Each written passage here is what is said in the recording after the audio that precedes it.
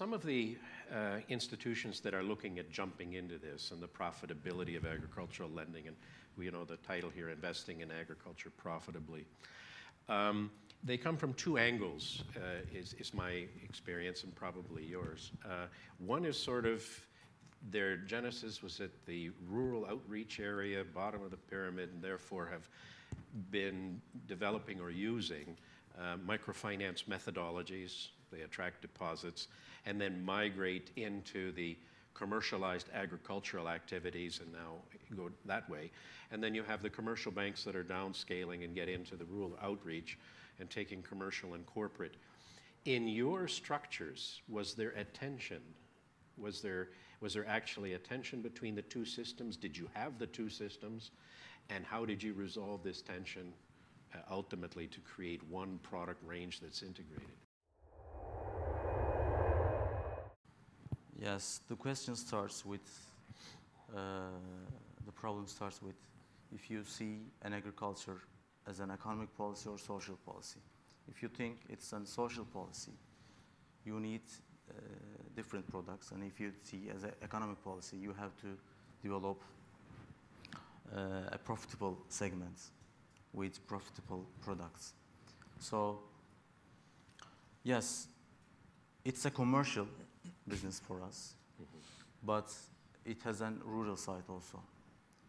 And yeah, we are close to create a profitable segment in Turkey, since the agricultural sector is also progressing and being commercial day by day. Okay. You know, in our case, it's a purely commercial thing, and there's a reason for that. Our bank has a sister concern, which is a microfinance bank. So there's a very distinct target market for the microfinance bank, and as far as we are concerned, we don't go to that segment. And our structured practically is not geared to actually tap that segment. So our focus has remained on commercially viable farmers, increasing the average ticket size, and targeting customers who are innovative and who can expand their agri-businesses. And then secondly, we are focusing a lot on coming up with supply chains, as Michael has mentioned, and what AGFC is doing, and making linkages with robust agri-businesses and processors through which we can actually target those smallholders as well. But again, the important aspect remains commercial viability for us. Our experience has been that we've identified where our biggest risk is, and we identify our biggest risk as being the market for any agribusiness. And therefore, we approach it from the corporate side in building the relationships, which is really a value chain-led approach. But what we've done is that most of the businesses had existing businesses that had come in through individual clients, and some of them falling under retail or falling under small and medium enterprises. We keep that if it's performing well, so we try and find a way to maintain it, but it's not a drive to attract new business. Our drive to attract new business is all linked into the value chains that we're comfortable with and that we have relationships with the corporates, and that's where our growth is. Because we see that as important. One is that it helps us mitigate our own risk and keep the profitability good, but it also helps the clients we're engaging with to also grow with less risk. And we see it as a mutual benefit that is quite beneficial and helping to quickly expand the business. And that's drive we then, and all the growth that takes place is really driven based on knowledge and understanding of the value chains as our key attraction to the corporates that we interact with.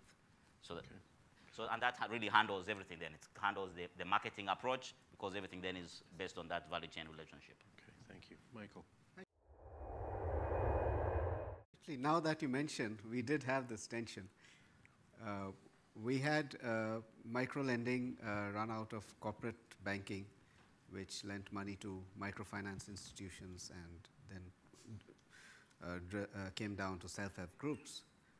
And we had the agricultural lending that came out of got attached initially to wholesale and then business banking, so SME, business banking, agriculture. The good thing for us were in two separate parts of the country. So.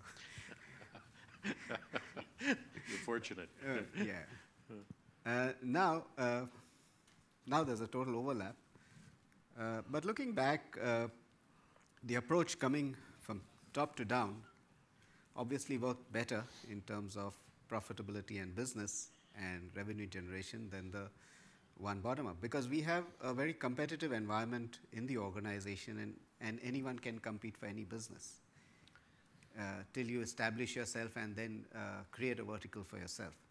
So till such time anyone can run that business, and someone has to take charge. So the first, it's survival of the fittest.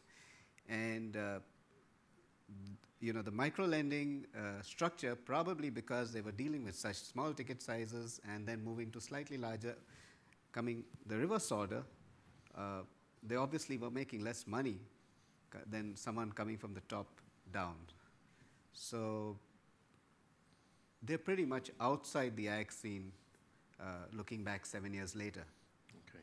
And there is a very, in my experience, just that interface where you take the corporate commercial units, can make bulk or wholesale financing, if you want to call it that, to cooperatives or to microfinance institutions, and then you evaluate them as a loan to a lender. Yes. And then get on and let them handle the issues of the microfinance methodology, et cetera. Is that what, in fact, you're doing now? Is that how you're structured? That's what the micro-lending team. They are doing that kind of doing business.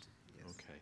Do the others here, do you have that in your institutions where you're doing wholesale lending on down into? We are quite aggressively doing wholesale lending, but that is not being done by the rural banking division. That is being done by the corporate bank.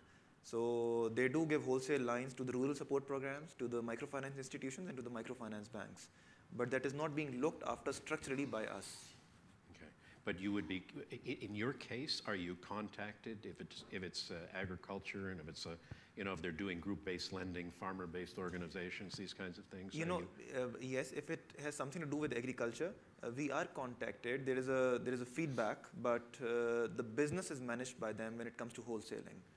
The approvals are managed by them, but we definitely do come in and we give our due feedback about those business models.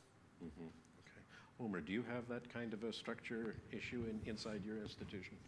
Yeah, actually, if we settle under the retail, we don't look after the corporate ones, and corporate ones don't look after to our customer. Mm-hmm. We own our customer and they own their customer. But if a farmer gets too big and reach a turnover over $5 million, then we help them to finance big farmers. And if they find a big dealer, agricultural cooperative, to finance the small ones, okay, they help us. Wonderful, wonderful. Hans, do you have that issue? Yes, we do have that, and I'll probably give it sort of two perspectives. Within the South African environment, we'll have it with a large agricultural corporate, but the relationship with where they own land with their clients would be fully independent. We'll have full security with the corporate client. But the fact that we get to know is really because we take, probably, for example, their debtors book as part of the collateral that we would have. So we then know that actually there is an own lending that is taking place. And it will also influence the kind of negotiations or discussions that we have in terms of the interest rates, because they will also try to keep some margin. And that's mainly happening in the South African space. In the outside South Africa, what we're doing is that there we're going to move towards, at some point, we're not yet there, but we think it will be some form of peer-to-peer lending, where we'll have, for example, an aggregator that would be clear in knowing that he is actually transacting and lending to the farmers. And the goal there, what's going to drive us there is the fact that I strongly believe we can never have a strong enough relationship with the farmer on the ground as opposed to the aggregator who actually lives within the community. So that's going to be our drive there. And this is going to fall within the value chain relationships that we're building, where we have a clear offtake there. The aggregator is, for example, buying sorghum for delivery to a brewery. That is going to be a relationship we'll get in and support a peer-to-peer lending type of structure. Okay, thank you.